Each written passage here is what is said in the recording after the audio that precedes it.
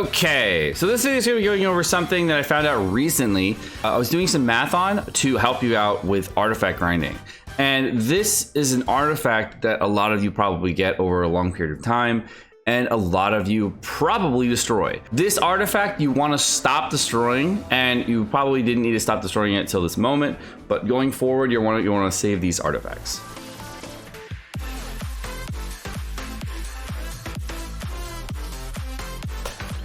All right, so this video, we're gonna give you some very basic math, okay? And this is not gonna give you the actual full raw data, just for sake of clarity, so you guys can understand this.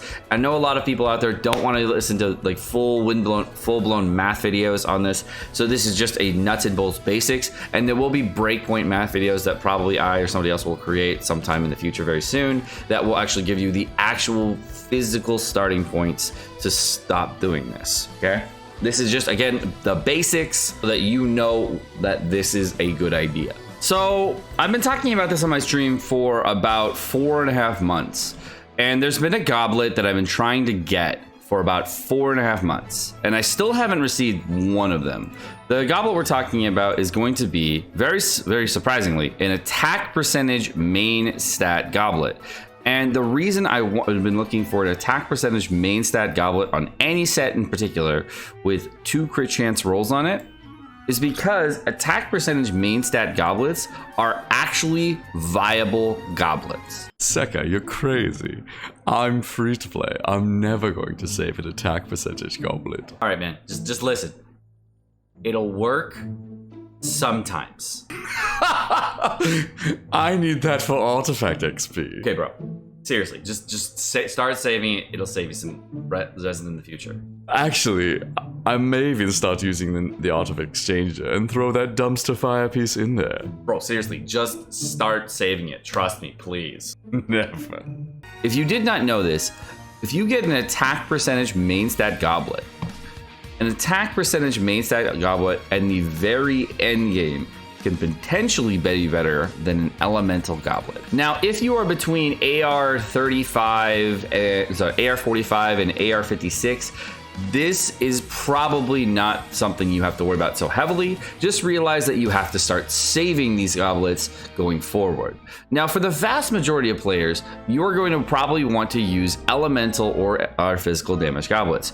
95% of the time, that's going to be the case. However, there is a situation nowadays where you're actually going to have too much elemental damage.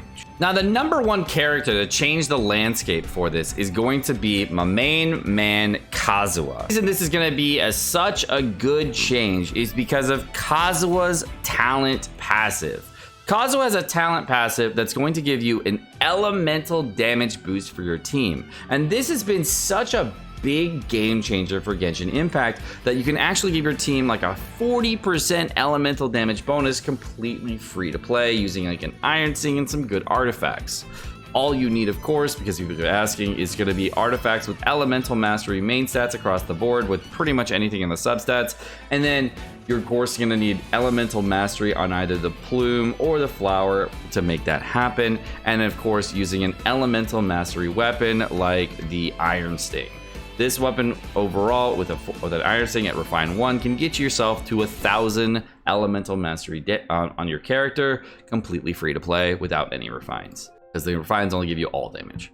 A lot of people have started talking about this as of Ayaka's release, and there has been a lot of talk about this because of how Ayaka works with the Mist Splitter sword, and it's particularly how she works with the sword at higher refines, and of course how she works in her basic kit. And this hasn't really been talked about too much before, but we're gonna start talking about it now to give you an idea. Sorry, my cat wanted to say hi. Now, the reason I've been talking about this weapon in particular is because this weapon is an elemental main stat weapon, okay? When you're talking about damage in Genshin Impact, this is how all damage is calculated. I've removed some parts for clarity just so it's very easy to explain. You will take the total amount of attack that you have on your character, that will then be multiplied by the total amount of damage increases, and this will include a lot of things. And you multiply that times the skill damage. So if the skill damage on your ability is high, then your damage will be high. So for example, we go to a character like Kazuha, and Kazuha is going to do 384% damage. Then that's the skill damage we're talking about. Then when he comes down for a plunge attack, it's like, no, the reason I've removed elemental mastery from this equation just for simpleness and just to make life easy, and I've moved a lot of things. But this is how the damage works, okay? Now, damage increases will actually include a bunch of things. They'll include normal attack increase or charge attack. It'll also include elemental damage. It'll include all damage. Any type of these factors will all be included, okay? And what that means is that all of these multipliers will be additive, which means if you take, let's just say 40% elemental damage, and you have, say, 40% normal attack damage, and then you have, let's say, another 40% elemental damage from your, let's just say, your weapon. These things are added together, and you're gonna take 1 plus all these things, and it will give you plus 1.2, and that will be 2.2 for the damage increase. Okay, that's just the nuts and bolts of it. Now, this is what I wanted to go over in this video. When you have two numbers, and those two numbers are really similar, those two numbers will get you to the highest possible number, and let's say multiplication table. When you start varying those numbers start to change in a very interesting way, where you'll get lower and lower damage numbers because those numbers actually start differentiating in a very big way. And this is the same for any type of damage in Genshin Impact. When we're looking at these types of numbers here, what you're going to want is a balance of multiple numbers and not just all of the same number. Because when you get numbers that are closer and closer together as far as where you want your basic ratio to be, that's where you start getting crazier numbers overall. Now, the reason it works out like this is because you want a balance of attack percentage, elemental damage, normal attack, elemental damage, and skill damage on your characters. And that's why having characters with high skill damage percentages are very important. So whether you get more elemental damage and more attack percentage, etc., all these factors come into play. The reason this hasn't really come up too often is because of the way weapons have been structured in Genshin Impact. Now, when we're talking about weapons in Genshin Impact, many of the weapons in Genshin Impact have been weapons like the Staff of Homa, where they're going to be a crit damage main stat weapon and an attack percentage substat, like the Jade Cutter, like the Wolf Gravestone. These types of weapons are weapons that are strictly based in attack percentages on the actual passive of the weapon, and they are not actual normal damage or charge attack increases to your overall damage. And many of these things could be even proc effects, etc., but only some of them have been elemental damage increases. Now, what's really interesting is the other weapon I wanted to talk about is the Lost Prayer of the Sacred Winds. Now, the Lost Prayer of the Sacred Winds was the first weapon of its kind to boost elemental damage.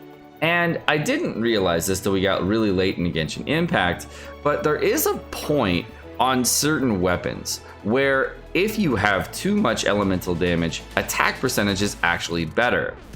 And one of the things about almost every Catalyst user, I say almost every, is that almost every single Catalyst user in Genshin Impact is actually going to scale on an elemental damage main stat, as in when they level up, they're going to get more elemental damage. Now, innately, my first thought process on this was this is a really good thing, and this is probably going to want to be a stat you want to maximize. You want as much pyro damage or whatever as you can. But if they have characters like Ayaka, where you have talents that are actually going to increase the overall cryo damage that you're going to gain, and they're going to increase normal and charge attack or whatever it may be as far as other passives that the character has, then you start to get to this realm where attack percentage is going to be better than going for cryo damage. So Not every player is going to have to deal with the situation, but there are going to be situations in the future that I can clearly see based on how they're structuring passives and weapons nowadays that you're going to want to start saving attack percentage goblets. You don't have to start using them right now, but what I would recommend is just for safety, just because there may be a time in the future, even as a free-to-play player, where you could potentially need artifacts that have attack percentage main stats. Now, this artifact is not something that you're going to need right away. There are certain characters and certain whales that are going to optimize attack percentage goblets today. So just know that if you are a person that is looking to, sad that you threw the one away, this is just a starting line. So don't freak out. There is going to be math on this, and it's going to be explained at later dates for like which characters are going to be. There's probably going to be YouTube videos, etc. But this is just an idea to give you a grasp that attack percentage goblets will at some point be good. Alright guys, thank you so much for watching this video. Let me know what you guys think in the comment section down below. I think it's really interesting that they've started to change direction as far as the meta goes, and that's really cool. But you guys have a wonderful rest of your day.